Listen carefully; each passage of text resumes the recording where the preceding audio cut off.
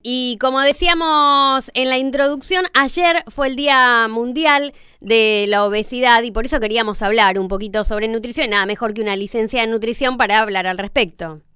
Exactamente. Bueno, sí, lo que se trata de recordar o de tener presente es lo que la obesidad implica, ¿sí? Uh-huh. La verdad es que es una enfermedad que ha crecido un montón en los últimos años. Es del grupo de enfermedades que son no transmisibles porque no se transmiten de generación en generación, salvo cuando hay transmisión de hábitos y de costumbres, que eso sí sucede. Pero en sí no es una enfermedad transmisible genéticamente hablando. Entonces, es una enfermedad que ha crecido muchísimo y que habla de un aumento, obviamente, de la grasa corporal que tiene un individuo. Ese aumento de grasa corporal puede darse por dos situaciones distintas. Por un aumento de la ingesta, que es lo que comemos, o por una disminución del gasto energético, que eso básicamente sería lo que conocemos como el sedentarismo, gasto menos energía. Claro. ¿Sí? Son dos situaciones que generalmente van a aumentar la cantidad de grasa que tiene una persona. ¿Sí? El paso previo a la obesidad es un sobrepeso que también hay que tratar, ¿sí? No solamente, a veces uno habla de un par de kilitos de más que pueden ser estéticos, pero después hay un sobrepeso que es tratable y que ya no es estético, que es algo patológico, ¿sí? Y que uno tiene que tratar.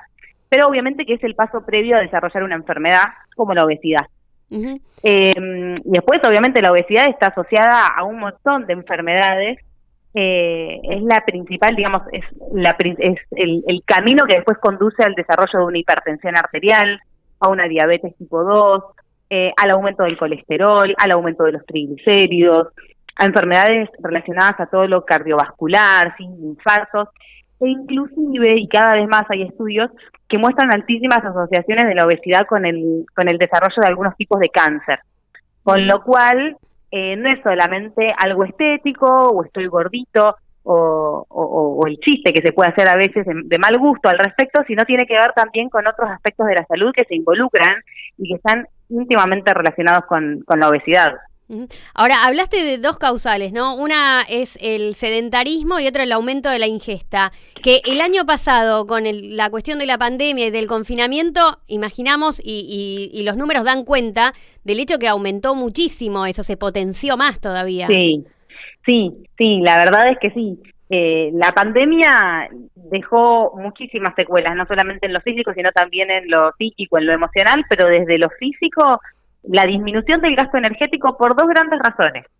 Una, al estar los clubes cerrados, los gimnasios cerrados, la posibilidad de practicar un deporte, una actividad física.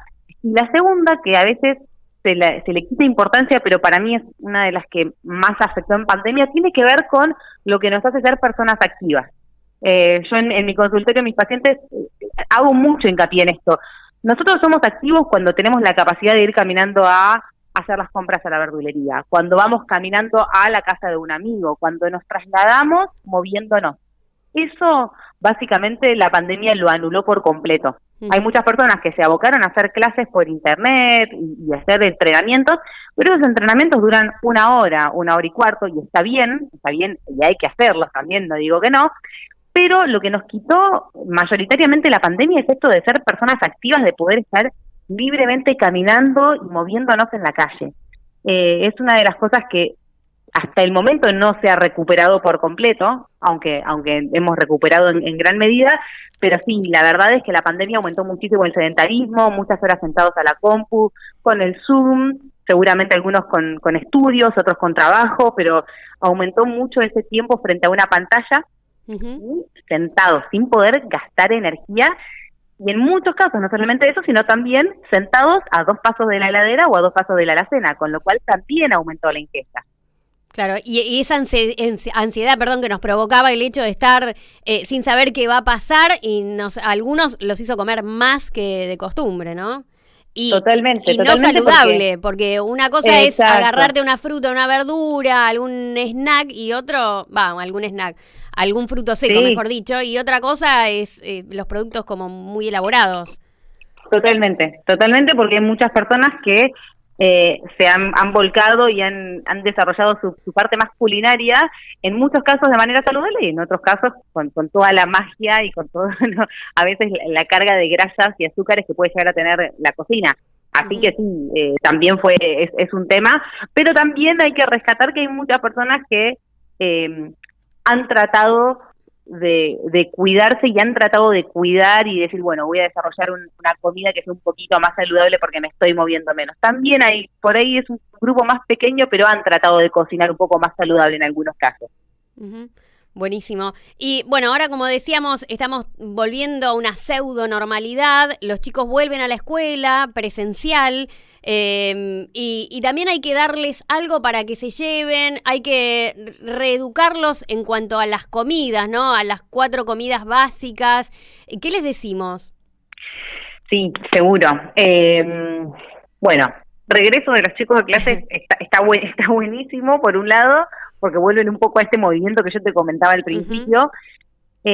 En relación a las comidas, honestamente no sé cómo lo están manejando los colegios, si tienen, digamos, en el recreo la posibilidad de comer o no, pero lo que no falla, y lo que siempre va a estar bien realizado, es una fruta. Una fruta puede ser la fruta entera, sí, que por ahí lo más práctico a veces es la banana, porque el resto de las frutas pueden estar más manoseadas, o bien se puede cortar una fruta sin la necesidad de hacer una ensalada de frutas, uh-huh. Cortando una fruta, un tapercito bien cerrado a la mochila, y por ahí eso va a ser lo más higiénico para que puedan consumir ahora con un tenedor o con una cucharita, lo pueden consumir sin andar manoseando una fruta que por ahí, con todo esto que estamos viviendo, uno de repente se las puede dar lavada la fruta, pero bueno, el chico la mete en la mochila, la saca, bueno, esa fruta anda dando vueltas, entonces un poco la higiene ahí se va perdiendo. Entonces, ante la duda se puede cortar una fruta en trozos, un tapercito con la fruta cortadita, no hace falta que sea una ensalada de fruta, porque a veces en una ensalada de fruta se le agrega mucho azúcar al jugo, claro, y que también está bueno eso como tenerlo en cuenta, pero la fruta no falla y es algo económico, que está bueno también decirlo, ¿sí? Fruta de estación, fresca, no hace falta gastar fortuna en algo que esté muy caro, una fruta de estación es la que va, y es lo que también tenemos que empezar a inculcarles a los chicos, y es parte de la educación. Entonces está bueno que dentro del marco educativo de lo que significa la escuela, el chico pueda llevarse una fruta para aprender, que eso también le va a hacer bien y va a mejorar su sistema inmunitario, y le va a ayudar a desarrollar su crecimiento de la mejor manera. Ahora, Débora, hablaste de costos, ¿no? Y uno a veces cuando quiere cuidarse, cuando dice, bueno, me voy a empezar a comer saludable, lo relaciona con que es muy caro. ¿Es tan así? No, mirá, es un mito, y está buenísimo que lo preguntes porque es mito. Mirá, en 2019 se realizaron las segundas encuestas nacionales de nutrición y salud, que son encuestas que se empezaron a realizar hace 5 años, se realizan más o menos con esa frecuencia, y lo que arrojaron es que en personas con obesidad no había diferencias en lo socioeconómico. ¿Qué quiere decir esto? Que la obesidad se desarrolla a cualquier nivel, independientemente de cuál sea el ingreso de la familia. Uh-huh. Y esto se da porque en realidad comer saludable no tiene que ver con lo económico, tiene que ver con aprender a elegir. Obviamente que es un aprendizaje, pero no afecta en lo más mínimo a lo económico. Voy a ponerte un ejemplo. Si uno va a la verdulería y mira, vas a ver que hay siempre frutas y verduras en oferta, ¿sí? Uh-huh. Esas frutas y verduras en oferta, probablemente cuando uno empieza a prestar atención, tienen que ver con la estación del año con la que nos encontremos, ¿sí? En invierno nosotros consumimos más cítricos, en esta época, por ejemplo, están un poco, se consiguen más los duraznos. Hay épocas para cada fruta y verdura, ¿sí? Entonces, cuando uno compra frutas y verduras de estación, generalmente son más baratos. ¿Por qué? Y porque los productores tienen un montón de esa fruta y de esa verdura. Si no te la venden, se les echa a perder. Claro. Es muy sencillo. Ahí no. Ahora, si yo quiero comprar una fruta o una verdura que no corresponde a esta estación, me la van a cobrar carísima. O sea, entonces, yo tengo que ir siempre por lo que se consigue, que generalmente está asociado a la estación del año, sobre todo con algo tan fresco como es la fruta y la verdura, y que, digamos, el crecimiento de una, para cultivar y para tener huerta, eso involucra mucho al medio ambiente. A ver, en Centroamérica tienen otro tipo de frutas que predominan por el tipo de humedad, de temperatura que tiene, claro, que tiene, por ejemplo, que tenga México. Si nosotros queremos comer las frutas que comen en México, nos va a salir carísimo acá. No tenemos que gastar esa plata. Entonces sí, se asocia con que es caro, pero muchas veces es porque queremos caer en comer cosas o en innovar en la alimentación cuando realmente no es necesario para comer saludable. No es necesario. Como vos decís, es todo un aprendizaje, ¿no? Y la importancia, lo destacábamos el otro día, de acudir a un profesional para que nos ayude en ese aprendizaje. Sí, totalmente, totalmente. Y acá en Monte hay un montón, no sé si un montón, pero hay varias colegas que trabajan muy bien y que trabajan desde ese lugar, desde el aprendizaje. Cada vez más nosotros tratamos de sacar el término de dieta y el término de voy a bajar tantos kilos en un mes y empezar a trabajar un poco más lo que nos cuesta, trabajar el problema más de raíz y empezar a decir, bueno, esto es un aprendizaje, es educación. Yo al principio te comentaba que si bien la obesidad no es algo que se transmite genéticamente, es algo que sí se transmite culturalmente, Claro. con lo cual muchas veces es trabajar y empezar a aprender y reaprender nuevos hábitos. Y eso es re difícil. Y muchas veces somos muy ansiosos y no queremos trabajar sobre esa reeducación de hábitos. Pero cuando uno lo trabaja desde ese lugar, es mucho más sencillo sostener una alimentación saludable.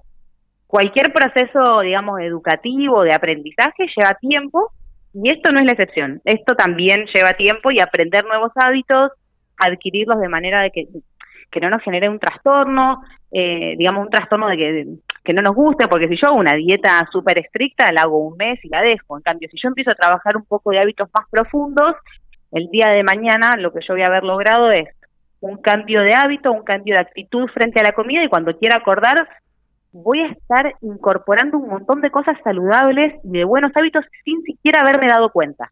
Y va a formar parte de mi vida. Yo no voy a sentir que estoy haciendo dieta. Yo simplemente voy a tener hábitos distintos. Y esos hábitos van a ser saludables si los trabajo de esa forma. Pero no voy a estar sintiendo que estoy haciendo dieta, que estoy enmarcado en algo que no puedo, una restricción. Es aprender a relacionarse nuevamente con los alimentos, que obviamente que nos cuesta un montón. Uh-huh. Y cuando hablamos de dieta, no solamente hablamos de dieta para bajar de peso, sino que hay diferentes dietas, ¿no? Porque hay gente que tiene que subir de peso, hay gente que tiene que comer, por ejemplo, sin sal, Exacto. Gente que... Uh-huh. Exacto. No nos limitamos a una sola cosa. Uno siempre lo relaciona con el bajar de peso y a veces no es tan así, ¿no? Hay otro espectro. Exacto, sí. Hay dietas que sí hay que cumplir de manera estricta, como vos decís, una persona que tiene problemas de hipertensión o problemas cardíacos y tiene que consumir menor cantidad de sodio, obviamente que tiene que seguir una dieta más estricta. Después hay personas que tienen problemas con el gluten, puede ser una intolerancia o puede ser una celiaquía, que también tienen que tener una dieta más estricta, pero porque hay algo, digamos, que hay que cuidar, alguna parte de su cuerpo puntual que está afectada. Después hay otras dietas, como para un diabético. Hay un montón de enfermedades que necesitan dietas puntuales. En esos casos sí, obviamente, hay que ser súper puntillosos, porque no podemos tampoco ser demasiado flexibles. Pero sí, dietas hay un montón, para aumentar masa muscular, hay un montón de abordajes. Y para eso volvemos a decir lo mismo, ¿no? Y no queremos ser reiterativos, pero en estas cuestiones es muy importante porque la salud está en juego. Uno a veces se pone a googlear y dice, bueno, a ver, quiero tener tal cosa, y lo googleo, y cada cuerpo responde de una forma diferente. Por eso la importancia y por qué caemos en hablar con profesionales, ¿no? Sí, totalmente. Bueno, la individualización es clave en cualquier tratamiento. No hay un tratamiento que sea igual para todos, por eso uno va al médico, digamos, y esperamos siempre que el médico nos pueda evaluar de manera individual. Cuando vienen al consultorio, los nutricionistas hacemos lo mismo, tratamos de evaluar al paciente de manera individual, porque no hay una receta que funcione para todos. Si así fuera, no estaríamos hablando de la obesidad como tal. En Argentina, arriba del 41% de los chicos tienen obesidad. Si hubiese una receta mágica, no estaríamos en eso, y arriba del 60% de los adultos tienen o sobrepeso u obesidad. Entonces, si tuviésemos ya la respuesta o la solución, no estaríamos hablando de esto. Si fuese igual para todos, y fuese tan sencillo como googlear en internet, esto no sería una problemática como lo es hoy en día. Números altísimos, dijiste. Altísimos en sobrepeso y obesidad, que se unifican los dos números, sobre todo lo que es a nivel infantil, entre los 5 y los 17 años. Las últimas encuestas que yo te comentaba recién, que son de las encuestas de nutrición y salud a nivel nacional, que son del año 2019, hablan de que arriba del 40% de los chicos entre 5 y 17 años tienen o sobrepeso u obesidad, una de las dos. Y de los adultos eso aumenta, muchas veces asociado también al tipo de trabajo que tiene el adulto, ¿no? O sea, un oficinista, muchas horas sentado, aumentan, en lugar de descender a medida que el chico va creciendo, los números van aumentando a medida que crecen. Cuando hablamos de sobrepeso y hablamos de obesidad, ¿de cuántos kilos estamos hablando aproximadamente? No, eso es relativo. Es relativo. Es relativo, eso tiene que ver con los kilos, obviamente que va a tener que ver con la talla altura. y con el tamaño del esqueleto del chico, con la etapa de crecimiento en la que se encuentra. Va a tener que, no hablamos de tanto de kilos, sino de composición corporal, ¿sí? Hay que distinguir también eso. De repente podemos encontrarnos con un niño pesado en balanza, pero no necesariamente eso lo diagnostica con sobrepeso o con obesidad. Hay niños que son robustos por tener un esqueleto más grande, un mayor desarrollo de masa muscular, y no por eso son obesos. Entonces, no hablamos tanto de kilos, sino de, bueno, esos kilos que tiene el chico, ¿cómo están conformados? Más bien de la composición corporal. Que eso lo chequea el pediatra en los controles anuales que se hace y lo verifica en las tablas, ¿no? Que ya están... Bueno, esa es una manera que tiene el pediatra, exacto. Usan pediatras que tienen percentilos, y cuando van siguiendo al chico con el correr de los meses, de los años, van viendo si se mantiene en el mismo carril de crecimiento. Esa es una buena manera, y después cuando notan alguna diferencia, algún aumento, digamos, exagerado o que llame la atención, bueno, se deriva, y ahí nosotros en el consultorio por lo menos lo evaluamos de mejor manera.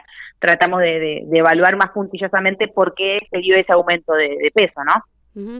Débora, te agradecemos muchísimo este contacto, y si alguien está escuchando del otro lado y dice, bueno, yo quiero aprender nuevos hábitos, quiero aprender a comer bien, me quiero dedicar a hacer tal deporte y quiero estar bien nutrido para eso, ¿cómo pueden comunicarse con vos? Bueno, pueden comunicarse por Instagram, debi.nutrición, y directamente se comunican por ese medio.